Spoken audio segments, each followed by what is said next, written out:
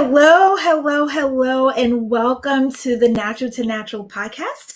I am your host, Samiko Hartley, and today we have Miss Lynn Miles of Lynn Do My Hair with us today, and we're going to be talking all about color. But first, I'm going to ask Lynn to introduce herself and tell us a little bit about her and who she is and, all the wonderful things that she's doing in the hair care world. Well, hi, everyone. My name is Lynn.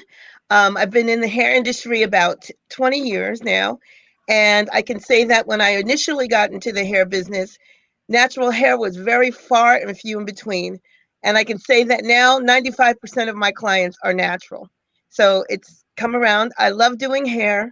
I'm in the middle of transitioning to my own salon suite, which I'm excited about. So it's been a lot of running around, but I'm here for you. I love doing natural hair. I love color, and it's just a journey that I'm on. I'm also loving learning. I learned a lot from Samiko, and I'm just here to help and have a good time.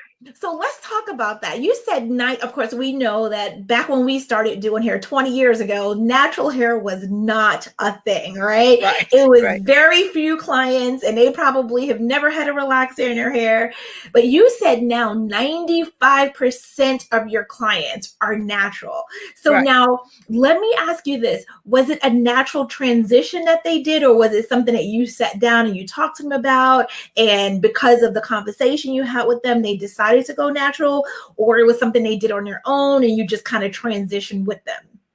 Well, I've had a returning clientele for many years, and a lot of them were business women, high-powered VPs, and they thought the only way they could wear their hair was relaxed. Mm-hmm. And as they aged out, because of different things, chemicals that they're taking into their bodies, their hair started thinning. So it was a matter of saying, look, if you want to do color and you want to do lots of color to color your grays, we have to go natural. Relaxers and color do not normally mix. There are some ways that you can do it, but it's better if your hair is natural. So yes, I convinced them. At first they were scared. A lot of them retired and took different jobs. So they were all in. And as they learned, I learned. As they grew, I grew. Nice, very nice. And so now you have 95% of your clientele is natural. And you said that usually putting a relaxer and a color in your hair at the same time could be damaging to the hair. And we've done it for so long, right? Yes. For so long. And we were wondering, like, why is our hair thinning? Why is it breaking off? Why does it not seem to be growing? Not realizing because of the double chemical process that we were doing to our hair was potentially drying out our hair and not allowing our hair to really flourish, right? And so we had to do like deep condition treatments and all types of things. So it's such a beautiful thing to see women accepting now wearing their hair natural, seeing that they have different alternatives, right? The versatility in it. Right. And I know that. So what is your specialty, Lynn? Like, what do you specialize? I know you do natural hair, you do color. What do you specialize in? I do. My specialty is actually hair care. Okay. More than anything I love that. I love that. More than anything else, it's hair care. I remember going to salons, not having things explained to me, knowing that I would be on my own for a while and didn't know how to take care of my hair. And so I like to inform my clients. We have an open conversation because, first of all, I feel that you've been with your hair longer than I have. I have the skills and the knowledge to bring out the best in you, but you know your hair too. So it's a matter of us discussing, going through a consultation, learning about what you want to do, learning about what I can tell you is the best for you, and that kind of thing. I don't believe in just me as the stylist coming and telling you what to do. I want to help you on your journey if you're just starting out to be a naturalista. And if you want to continue on this and you're having issues with your hair, I'd like to help with that too. So it's a balance between you and I. Yes, I love that you said that your specialty is hair care, because people hear people say color, people say weaves or braids or whatever it is, but the number one thing should be hair care, right? That's what we should specialize in, because no matter what you're doing to your hair, you want to make sure that you're taking care of it. And the fact that you are so into educating your client on taking care of their hair no matter what they get. It is so important. It is so important. And I absolutely love that about you, Lynn, because unfortunately, there aren't a lot of stylists out there that want to share the information on hair care because they're afraid that they will lose you as a client because now you know how to take care of your hair. But I always say that clients should look at us the way they look at their doctor, right? Like you said, you know your hair better than I know your hair. Your doctor is not going to give you health. They're going to guide you on how to maintain your health. Just like we can't give you healthy hair, you know, we're just here to guide you to help you maintain healthy hair. So I love that you said that, you know, and it's our goal, right? You and I as hair care specialists to educate other cosmetologists and other people who are doing hair. Absolutely. Right. So they can now educate their client. And that because we don't want, like, YouTube is there. YouTube is educate. Well, supposed to be educating them, right? But YouTube didn't put in the hours, or the people that are on there, right? They're not professionals. Right. But this is where women are going to now because this is where the information seemed to be, right? Well, this is what I'll say about YouTube. YouTube is great for learning styling tricks. Okay. But it's not great for product knowledge. And just because this style worked in this lady's hair or the YouTube, it doesn't mean that it's going to work for you. Oprah's stylist came up with the whole texture, like the 4C, the one, you know, and that's wonderful. It's wonderful because it gives you texture. But what's most important is your porosity. Because if your hair is very porous, you need different things to make it work better. Maybe a gel won't work for you, but maybe a cream will work for you. So I like the 4C for the texture, but not necessarily for what your hair accepts. Okay. And the other thing I'm going to say, two more things I want to say is, I know you've heard this over and over again, but what you put in your body comes out. Okay, it can be positive and it can be negative. And trust me when I tell you, on my own hair journey, becoming a diabetic and what has happened to my own hair, I can tell you that eating the proper foods will bring you proper results. Your hair, your skin, your nails. Okay, so if you're going to eat bad, I don't care what kind of sugar coating you put on, what kind of cream you put on it, it's not going to be the best it can be. And that's what I'm here to do, is to help you be the best that you can be with your hair. And the other thing is that got to drink water. You got to drink water, and you have to condition, and you have to trim. All right. That's, people will talk about not trimming their hair. Well, if you don't trim your hair, you're able to get split ends. Some of us have natural knots. I don't care how much you cut it, you're going to have natural knotting. But if you're not conditioning and you're not trimming at least 2 months, every 2 months, you're going to end up getting a big chop because there's nothing that you can do with the hair. I've had people that get twists, locks. I have people that get their hair blown out straight all the time. They're natural, but they like to wear their hair straight. So anything you do, as long as you take care of yourself and your hair with conditioning, trimming, you'll be good. That's a good start. So I want to go back to all 3 points that you made. Okay. I love it. Just to touch on it. So you said just with hair textures, right? So someone came out with labeling hair. So because before, we didn't have all that, right? When natural hair wasn't popular. Andre. Right. Yeah. Now we have it. And so women use that as a guide to help them to just understand what their texture is like. But texture has nothing to do with condition. Right. And like you said, the porosity is a condition. So if you have low porosity or high porosity, you could have that with straight hair, curly hair, kinky hair, right? So understanding the condition of your hair is so much more important than understanding the texture of your hair. Because the condition is what's going to tell you whether your hair, a product is going to take, or it's not going to work on your hair. It's not necessarily the texture. So I love that you said that, right? About learning the porosity of your hair. If your hair is very porous, it's not going to hold moisture, right? Because the pores are open. So you need to know and understand that.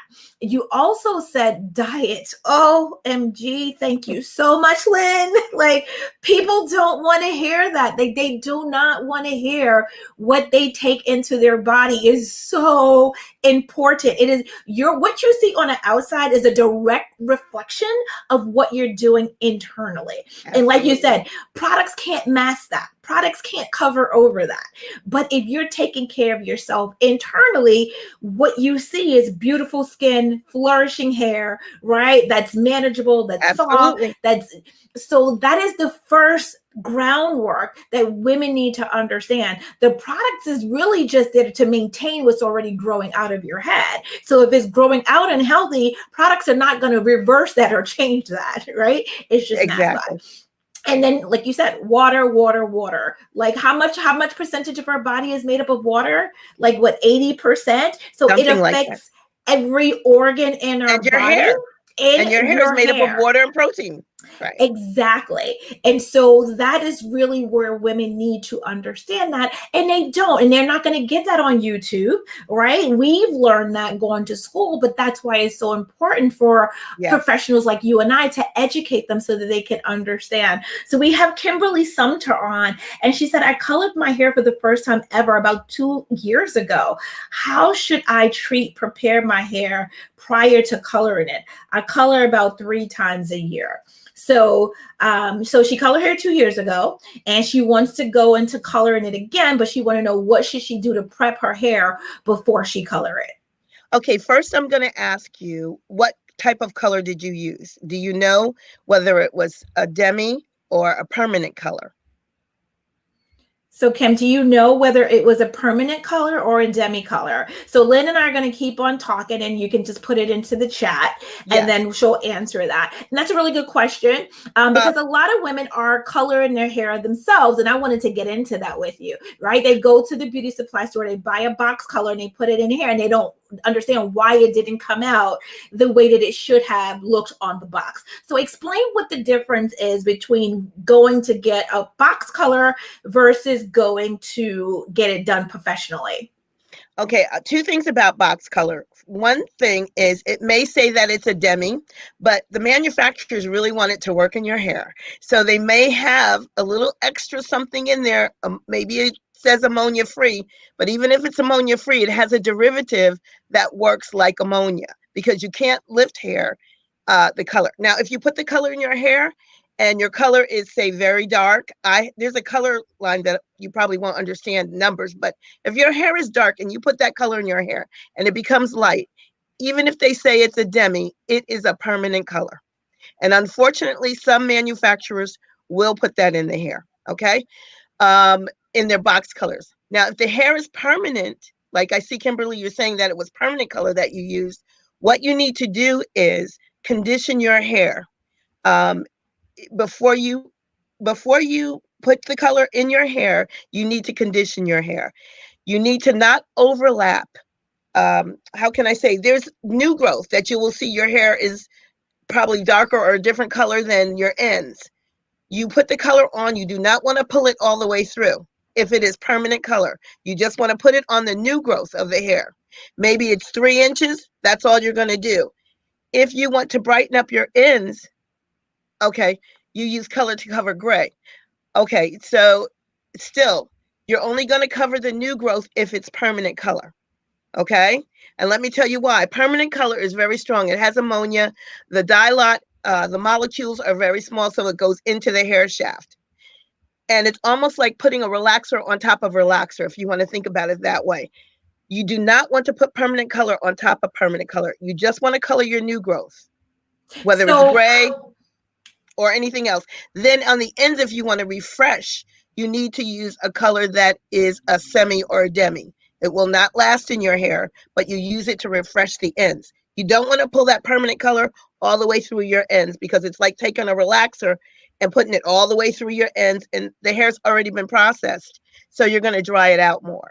So Lynn, I'm sorry. I have a question. So I know you said you don't want to overlap with a permanent color. So does that go for a darker color? So let's say my hair is gray, but I want to color it black, right? But it's a permanent black color. So I don't want to go over with a permanent black color, because I know there's a difference between a light color, if I'm coloring it lighter, versus if I'm coloring it darker. Because lighter, I have to lift color out and then it deposit colors on. But with dark, I'm just really depositing. So is that the same sequence? Like you don't want to go over if you're just coloring it dark? Well, I'll say this. If you're just coloring it dark and you're using a semi or a demi, that's fine. Even a dark color, it has less ammonia than the lighter colors, because you're right. But it's still lift if they're using 20 volume. And usually if it's permanent color, you will use, it's 20 volume that you add. Okay, so it's still opening up your cuticle a little bit. And depending on your porosity of your hair, it could even 20 volume can open it up more. So what I'm saying to you is, even if it's dark color, just be careful that you're not overlapping. Okay. Right. If it's permanent color, if it's semi or demi, you can overlap whatever. It doesn't matter. But if you're using a dark permanent color, you still may take the risk of overlapping and getting the breakage from the overlapping. Not as much as high lift, like you said, but you're still taking a chance, and you still feel your hair drying out because it's still using a 20 volume versus a 10 or a 7. Right. And see, that's why I think it's important for women, although they will go get a box color and not go to get it done by a professional, because maybe, it's more cost effective for them. Right. But let's be real. Just like when women did their relaxed hair at home doing a color, they pull it all the way through, right? 9 times out of 10, they don't have the technique to be able to just get the new growth. And because it may have faded, they will pull it all the way through. I.e., the reason for having damaged hair, the hair breaking off, because they're not realizing by putting the permanent color over what they've already done previous or prior, it's damaging the hair. So we have a Facebook user that says, I've always wanted to color my hair again. It's been about 15 years since I've had a color. Now that I'm in my second big chop, I'm afraid of doing any color to my hair.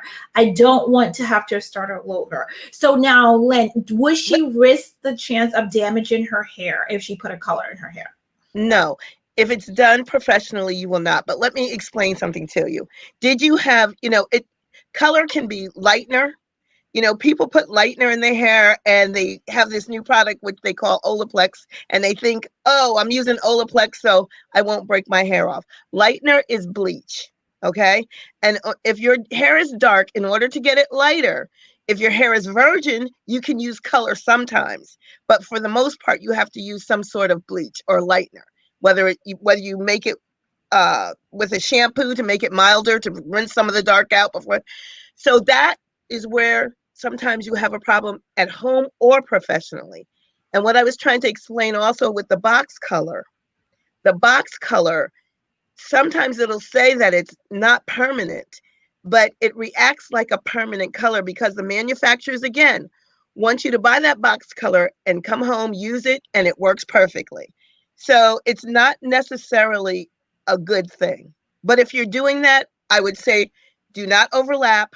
Protect your hair with some protein once a month. Our hair curly doesn't need a lot of protein. Okay. But if you're coloring your hair, if you're lightening your hair, if you're coloring it to be a lighter color, you need protein at least once a month. Okay, so I have a couple of questions. You've mentioned about 3 or 4 different types of colors. Now, for us, we know, but for our listeners, they don't know. You mentioned semi, you mentioned demi, you mentioned permanent, and you mentioned a bleach or a high. So can you explain what each one is so that they understand what will happen to their hair or what to look for, that they have the different options? Because I'm quite sure for our listeners, a color is a color, right? They might think of a rinse. They may know a rinse and a permanent color, but you mentioned the semi, demi, the permanent, and the lift. Lightener. So the lightener. So could you explain what each one is? Okay, I'll do my best. A rinse. First of all, people misuse that. A rinse is from shampoo to shampoo. It will not stay in your hair. It will blend your grays. It will not necessarily cover your grays. Depending on how light you want to put your hair in, it may blend the color that you're using.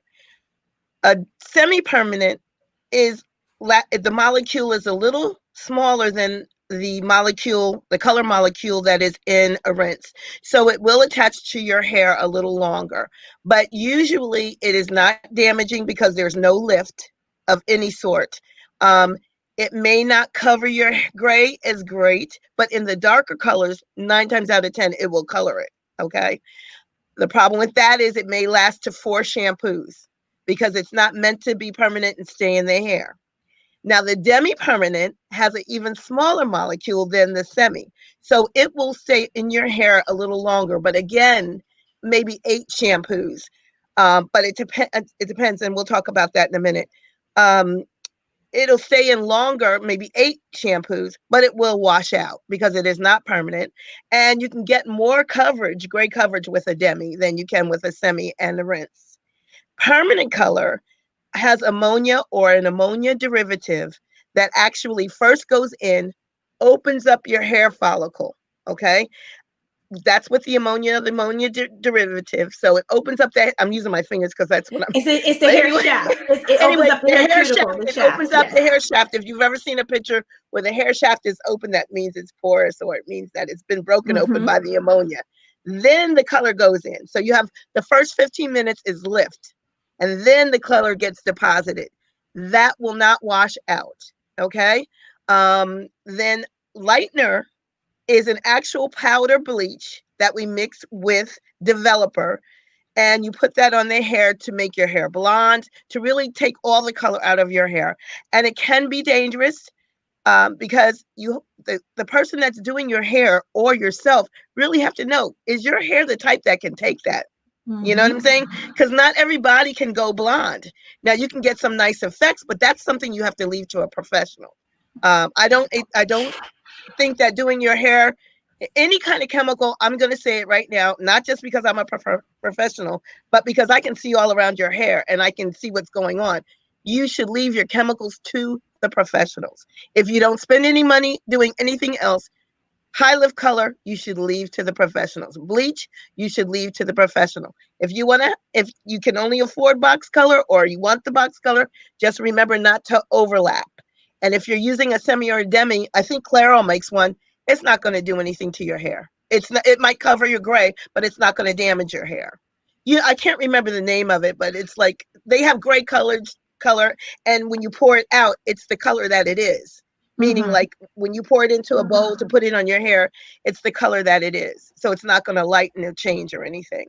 Did that sound clear? I don't know. Very clear. But you know what's mind-boggling to me, Lynn, is that we have to go to school and do 1,200 hours, right? Or 10 or 1,000 hours. And we have to have a license in order to do a color in our salon, or we will be fine. But they put the same chemical process in the beauty supply store for women to buy, and they don't have any idea of what the chemistry process is. And so this is where all the damage comes in, because they really don't understand how the chemical process and how it actually works, because you need to understand that. Because like you said, you go in, you think your hair is strong enough, and you might have things going on with your hair, and your hair can't take it. And before you know it, your hair is breaking off, and it might start breaking off months from now. And it was all because you did the color, and you may not even realize it because it didn't happen right away.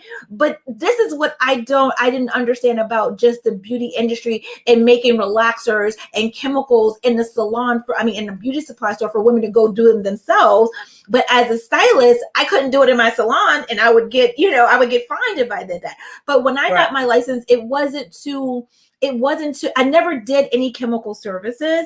That was just my preference. I wanted to specialize and work with women who wanted to wear their hair natural. So finding alternatives to the relaxer. But for someone like you offer chemical services, but because you're educated and because you're into hair care, even when you do relaxers or even when you do colors, you're treating the hair so that the damage is not massive, right? So you minimize the damage to the hair. So now what type of treatment do you recommend for women who want to still color their hair or who are coloring their hair? I know you mentioned protein.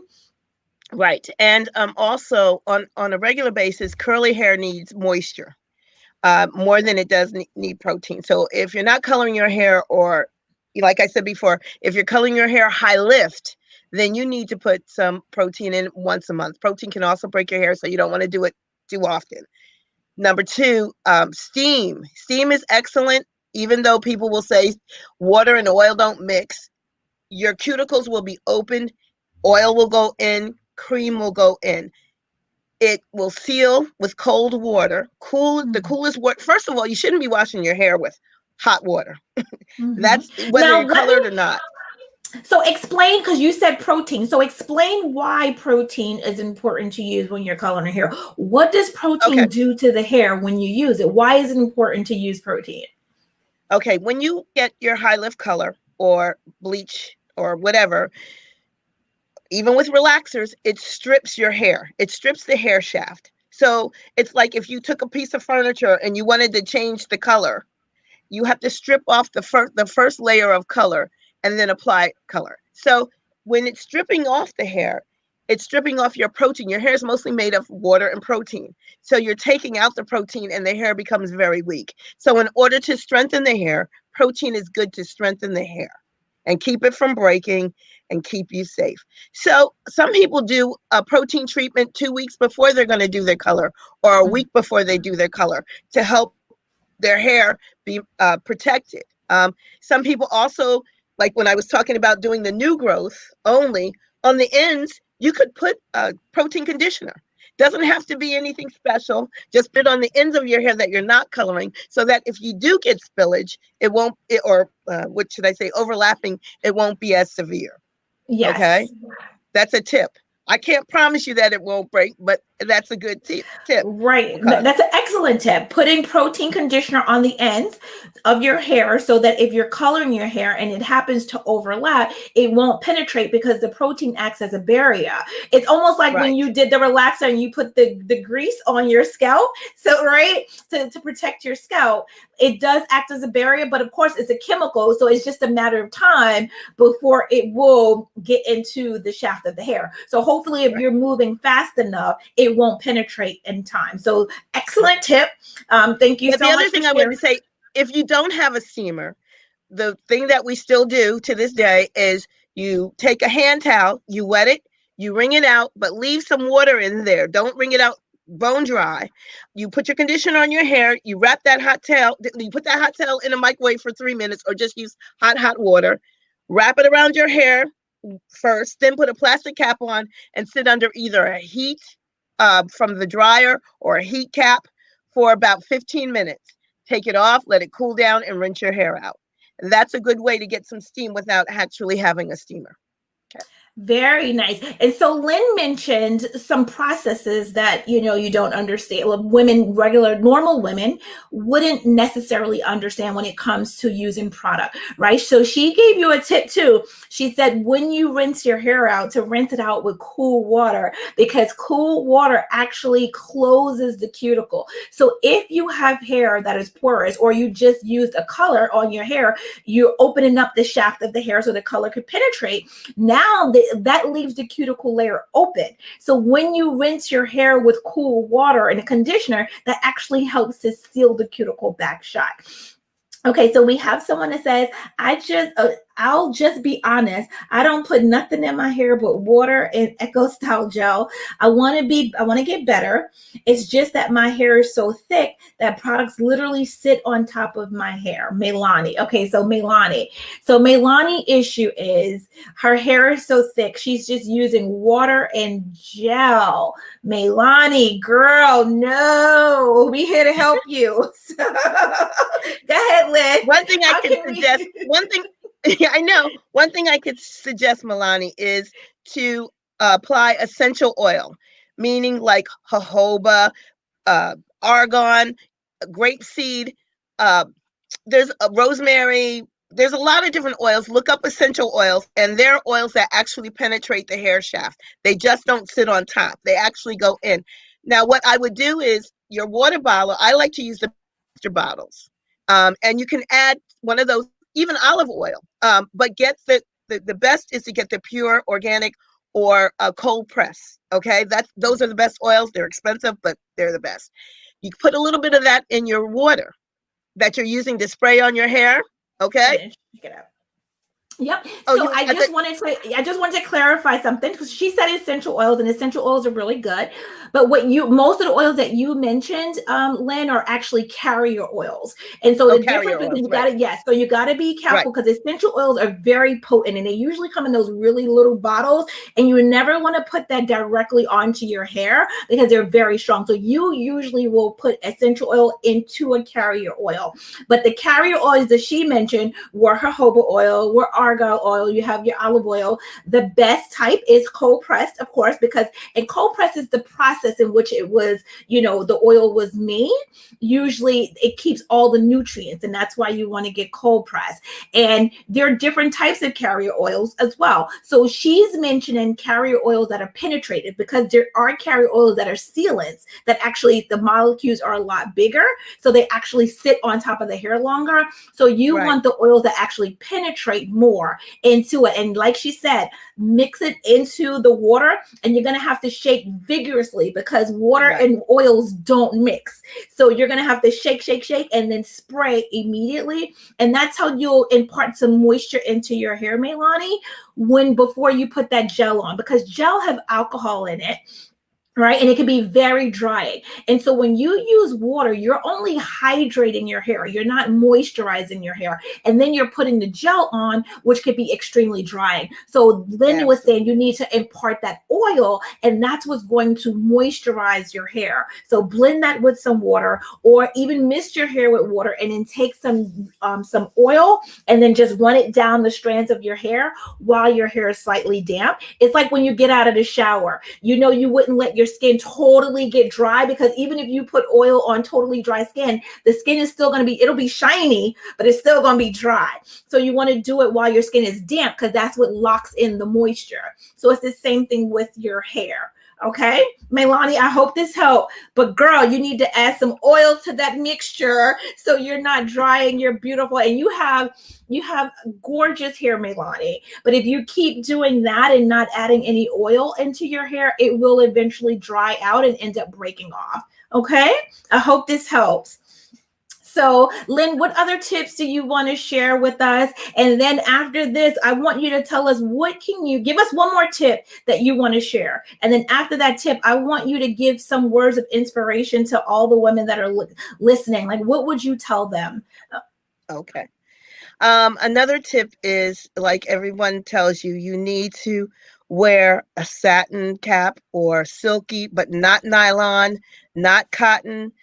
Just like the doctors will tell you, everybody used to run out and get those 1,000 thread count or 1,800 Egyptian, cotton, and that will Mm-hmm. suck the life out of your skin and your hair. So you need to do some protective styling at night.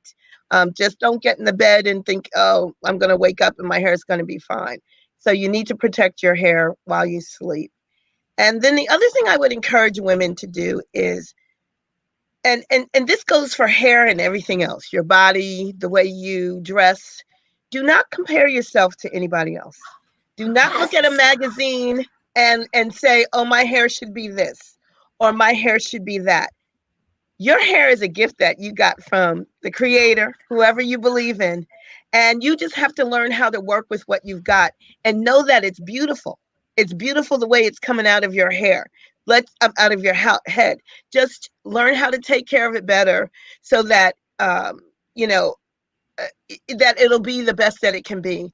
And secondly, I'd like to say that I've seen women, because now I'm transitioning. I just turned 60. So I know Wow, you that look great. Thank you. So I think that eating healthy, that doesn't mean you're going to be thin, but eating as healthy as you can, it will work, because once you start this medication role, okay, I'm talking high blood pressure, and some of that you can't help. I'm not telling you not to take your medication, but just know if you're taking that medication for like high blood pressure, thyroid, diabetes, just remember that that does affect your hair too. So if you start to do some blending or juicing or using you talk with your doctor first, but using some products or supplements that will help with your hair, skin, and your nails to combat the damage that the medication that you have to take, because I'm on medication. I'm on high blood pressure and metformin, and I'm trying to get off of it. But it also affects your hair. You're with high blood pressure medicine, it even says it right on the label. Sometimes your hair will just break. There's nothing Wow. that you can do.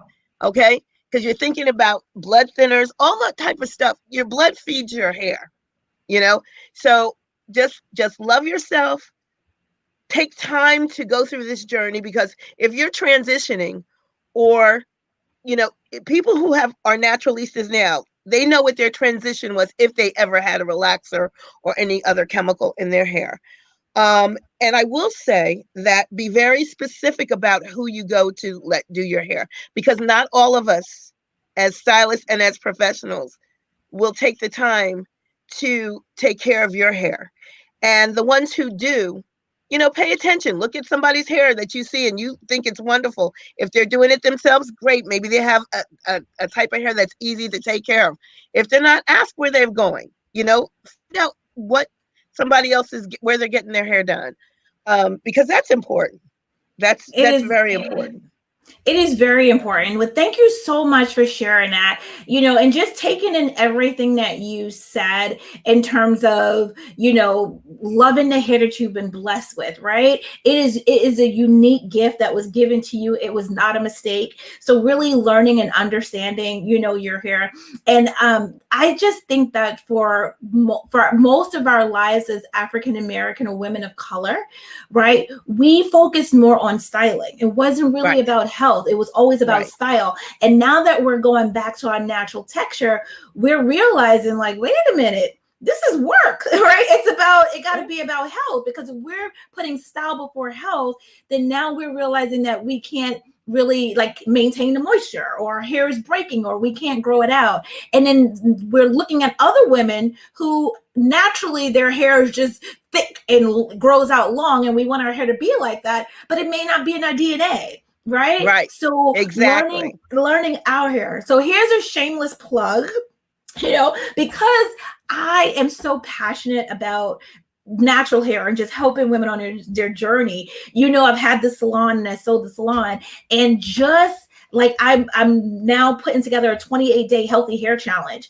to really help women, like you said, Lynn, learn how to understand their hair, what's going to work best for your hair. So you're not wasting time and money and energy buying all these products that's not working, or watching tons of YouTube and you're not getting the style because your hair, your porosity, not understanding your porosity or your elasticity level. So this is the reason why your hair can't come out like that style, or the product is not working. And so this 28-day healthy hair challenge is going to take women on this journey with the professional guidance to really help them get to know their hair, so that they can choose the products and the styles and a regimen that really works for them. So they're crafting this for themselves. They're learning how to love and embrace their own hair first, then about a diet, like you said, what am I putting in my body to understand how that affects my hair? What products are in the ingredients? What ingredients are in the product that I'm using? So if the product is really going to work, right? Because you understand the ingredients. And so, I'm really excited about it. I'm really looking forward to it. And I'm just ready to help women put hair care back into their own hands. Like you said, they're not looking to YouTube, or they're not going to someone else looking at their hair, but really understanding. And it's women like you that have been doing it for a long time, so that have women in your chair, that you're helping them to understand, although I do this to your hair while you're in my chair, this is what you need to do when you go home. But unfortunately, there's not a lot of stylists like you out there. And so women are still struggling. And so my goal is to set this challenge up so I can reach women around the world, and we could be on this journey together, Lynn, helping women to really learn how to take care of their hair. Lynn, thank you so much for joining me today. Tamika, I just have one more tip. One more quick tip. A salon, like a salon owner and a hair salon, can't carry every product. Okay.